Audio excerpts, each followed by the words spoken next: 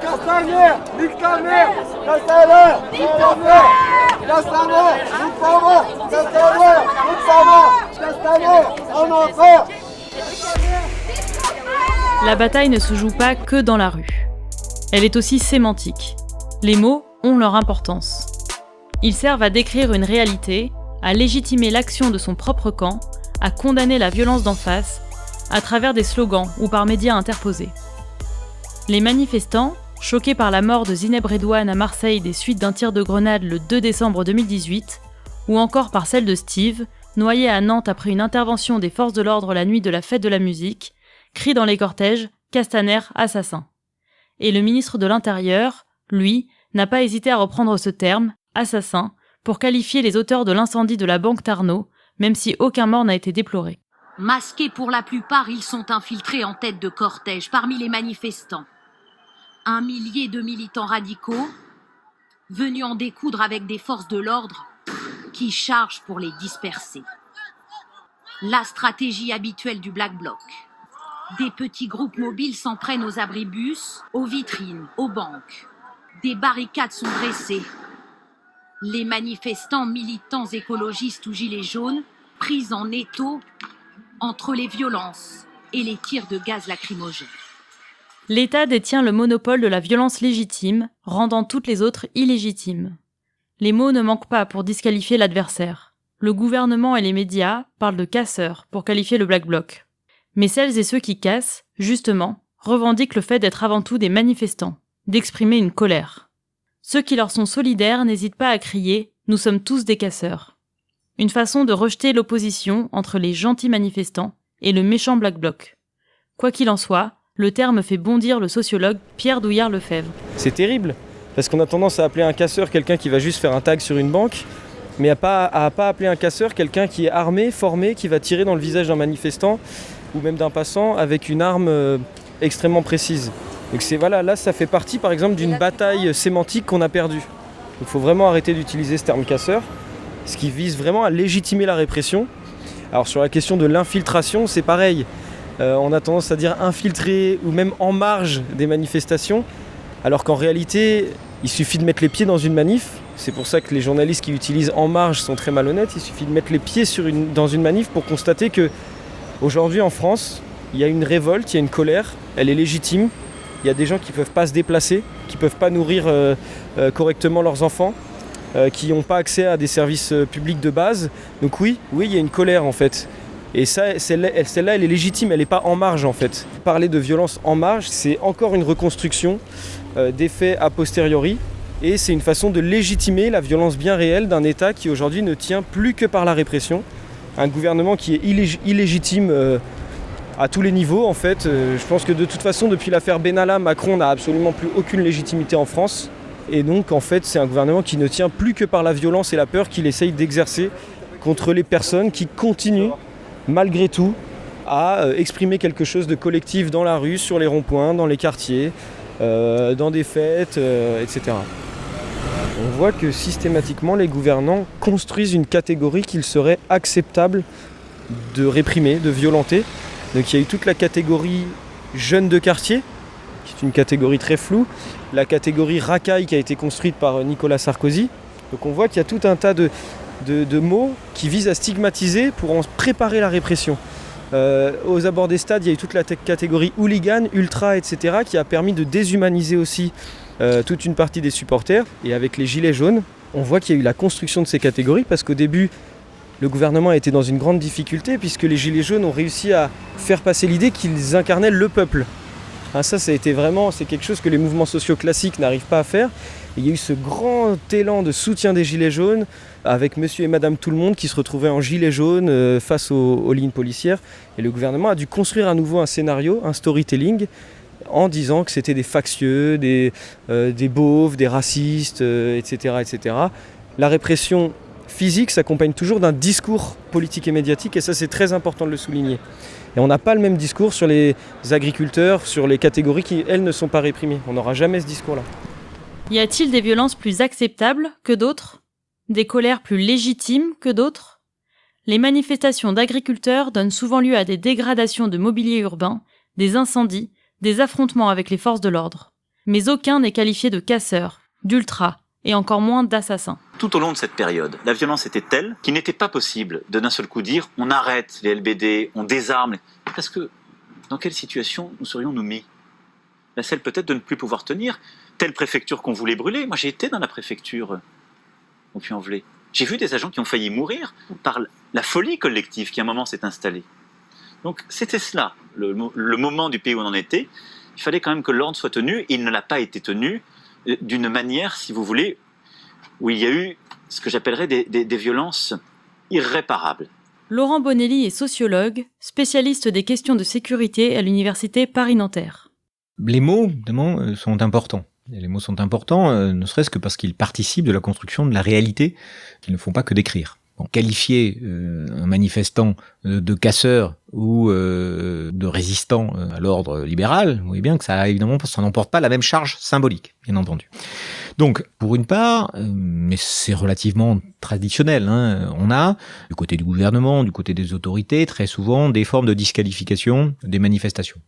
Souvenez-vous, en 86, Louis Pauwels parlait de sida mental pour les manifestants, les jeunes lycéens et étudiants qui manifestaient. Bref, il y a des disqualifications des manifestants. C'est évidemment extrêmement fréquent. Bon. Il y a notamment la séparation, là aussi traditionnelle, entre les bons manifestants et les mauvais casseurs. Il n'y a pas que les hommes politiques qui font cela. Les médias participent très largement de cette construction pour des raisons parfois idéologique, mais pas seulement, mais aussi parce que tout simplement c'est plus payant de montrer une voiture qui brûle ou de montrer une façade d'un magasin pillé qu'un cortège avec des banderoles. Donc tout ça participe, vous voyez, d'une image finalement publique d'un mouvement qui est souvent d'ailleurs en complète contradiction avec l'expérience que peuvent en avoir les gens. Interroger des gens sur leur vécu d'une manifestation, vous verrez que c'est très souvent complètement en décalage par rapport à l'image qui en a été donnée. Le deuxième pendant de cet usage des mots, on exonère les forces de l'ordre de tout type d'exaction. Vous vous souvenez d'un ministre de l'Intérieur disant il n'y a pas, ou d'une présidente de la République, il n'y a pas de violence policière durant le mouvement des Gilets jaunes, et toute personne qui dirait le contraire porterait atteinte à l'honneur des forces de l'ordre. Bon. Précisément, si quelque chose nous a enseigné la sociologie des mouvements sociaux, c'est de montrer que ce sont précisément des relations d'escalade, ce sont des relations d'interaction qui produisent des situations violentes. Sur les sites d'information militants, comme Paris Lutte Info, on parle de répression, de violence policière, mais aussi de violence d'État. Dans une brochure sur les armements du maintien de l'ordre, le collectif Désarmons-les affirme, je cite, « Les forces de l'ordre sont le bras armé de l'État, et à ce titre elles constituent une milice apolitique, chargée contre rémunération d'imposer par la force la domination de l'État sur le peuple. » Fin de la citation.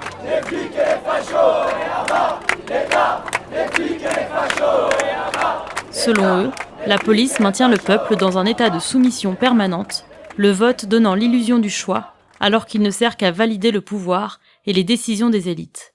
La police, poursuivent-ils, protège les intérêts de la bourgeoisie et se comporte comme une force d'occupation.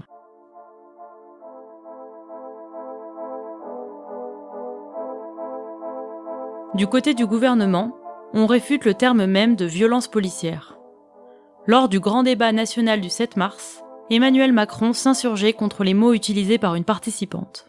Depuis plusieurs semaines, des gens, je ne dis pas que c'est vous, il y a des gens totalement sincères comme vous l'avez été qui expriment leurs convictions, mais il y a des gens qui ont décidé de s'infiltrer et en quelque sorte de dénaturer cela. Ils ont détruit, ils ont menacé, ils ont frappé les forces de l'ordre, c'est-à-dire les gens qui vous défendent au quotidien. Ne parlez pas de répression ou de violence policière, ces mots sont inacceptables dans un état de droit. La police, la gendarmerie, je vous ai écouté avec beaucoup de respect, j'attends juste la même chose en retour. C'est comme ça qu'une société où le débat civique est possible. Et donc, vous êtes dans une société où il y a un état de droit. La police, elle répond à des lois qui sont sous le contrôle, qui ont été décidées par le législateur, qui sont sous le contrôle du juge. Sous le contrôle du juge. Et donc, partout où en effet il y a de la violence, j'assume totalement que les forces de l'ordre soient en situation, d'une part, de se protéger, d'autre part, de maintenir l'ordre public. L'ordre public, c'est ce qui permet à chacun d'exprimer ses différences d'opinion librement. Axel Ronde, secrétaire général Île-de-France du syndicat policier Vigie, n'aime pas non plus ce terme.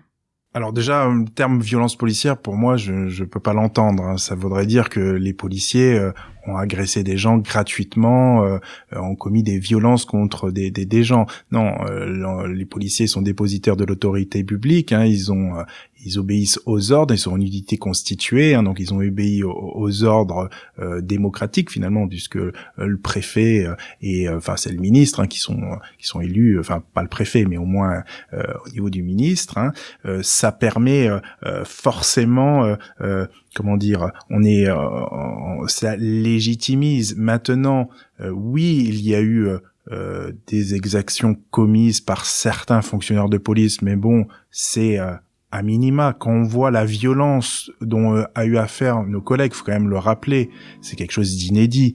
Des policiers qui travaillaient 15, 16, 17, 18 heures d'affilée et qui reprenaient le lendemain matin. Vous imaginez le stress généré, la fatigue accumulée, et forcément, oui, c'est comme toute profession, au bout d'un moment, il peut y avoir des mauvais gestes, il peut y avoir certaines choses qui peuvent envenimer les choses par rapport à des individus, des personnes qui étaient pacifiques à la base et qui se sont, par mimétisme aussi, finalement, ont voulu faire comme certains, les Black Blocs, l'ultra-droite, voilà. Et donc ils se sont retrouvés un petit peu pris en otage et finalement ont pas de l'exaspération aussi, parce que les politiques n'ont pas forcément répondu tout de suite, hein, puisque le président apparemment reconnaît qu'il aurait dû mieux agir dès le départ. Donc forcément, cette usure de la population, mais aussi de la police, a fait que on s'est retrouvé dans une situation où on était, un peu à fleur de peau tous. Hein. À fleur de peau. Que signifie le choix de ces mots ?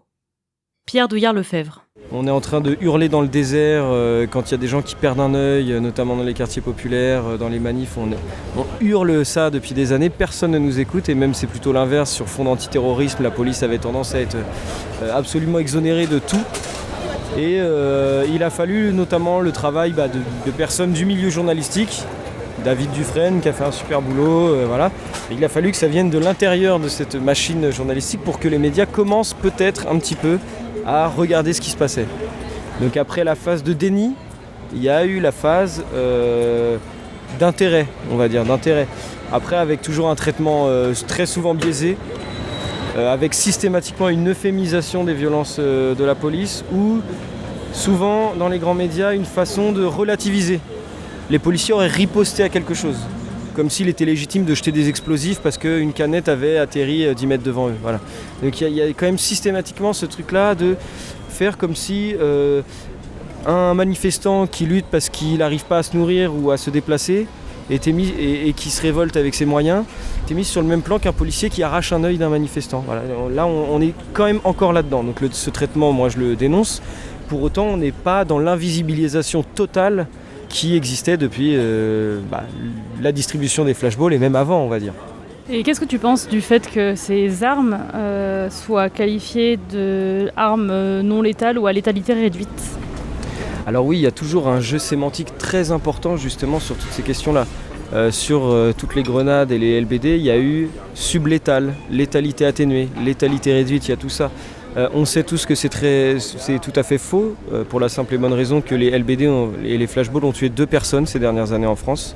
Des arrêts cardiaques, un tir dans la cage thoracique, qui sont pourtant considérés comme une partie qu'il est légal de viser, peuvent entraîner la mort.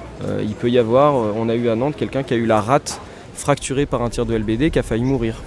Donc c'est des armes, on sait qu'elles peuvent tuer. De la même manière que quand on parle de lanceur de balles de défense, il s'agit d'une arme à feu qui tire une balle en caoutchouc. Comment qualifier une arme de défense, une arme qui tire un projectile ? Là, on est dans le jeu sémantique. Et donc, effectivement, c'est une arnaque, mais comme on en voit aujourd'hui systématiquement, ce qu'on appelle des éléments de langage, qu'on a souvent en politique, on les retrouve utilisés soit par le marketing, tout simplement, les entreprises qui fabriquent ces armes, soit directement par la classe politique, qui va dire que les policiers se sont défendus face à des assaillants, des belligérants. On a entendu des gendarmes parler d'adversaires aussi à la ZAD. Voilà, il y a vraiment un jeu sur les mots, sur la langue qui est très important. Quand on parle de casseurs, de black bloc, d'ultra jaune aussi, là il y a des nouveaux mots qui sortent toutes les semaines. Ultra jaune, voilà, ça c'est Castaner qui a sorti ça pour parler des gilets jaunes. Donc on voit qu'il y a constamment une bataille sur le sens des mots qui est très importante. Et donc le fait de qualifier ces armes de sublétales ou de létalité réduite en fait partie. Par exemple, on va parler de la GLI F4, la grenade lacrymogène instantanée F4, dont on a beaucoup entendu parler, va être classée dans le classement officiel des armes du maintien de l'ordre juste en dessous de l'arme à feu. Juste en dessous de l'arme à feu. Le LBD aussi d'ailleurs. C'est le dernier recours normalement avant l'usage des tirs à balles réelles. Donc on est vraiment dans une logique guerrière. Quand on voit que des centaines de GLI F4 de GLI F4 ont été tirés sur les gilets jaunes, on avait calculé, ça fait plusieurs kilos de TNT pur jetés sur la population. Plusieurs kilos de TNT pur, d'explosifs purs jetés sur la population. On est quand même dans quelque chose d'incroyable. Et donc ces GLI F4, elles portent très mal leur nom parce que ça s'appelle grenade lacrymogène instantanée, tout simplement parce qu'en plus de la charge explosive que contient la grenade, il y a une petite capsule de substance CS, la substance lacrymogène pure, mais qui en général ne se voit même pas ou ne se ressent pas. C'est une grenade qui peut arracher une main, qui peut tuer évidemment, qui provoque un effet de souffle extrêmement puissant. Donc le fait de l'appeler lacrymogène est aussi un jeu sémantique et notamment on peut se rappeler qu'au printemps 2018, un jeune sur la ZAD a eu la main arrachée par une de ces grenades et à l'époque tous les médias avaient dit un jeune a été blessé par une grenade lacrymogène. Donc là encore on est dans un jeu sémantique d'euphémiser, d'euphémiser la violence policière.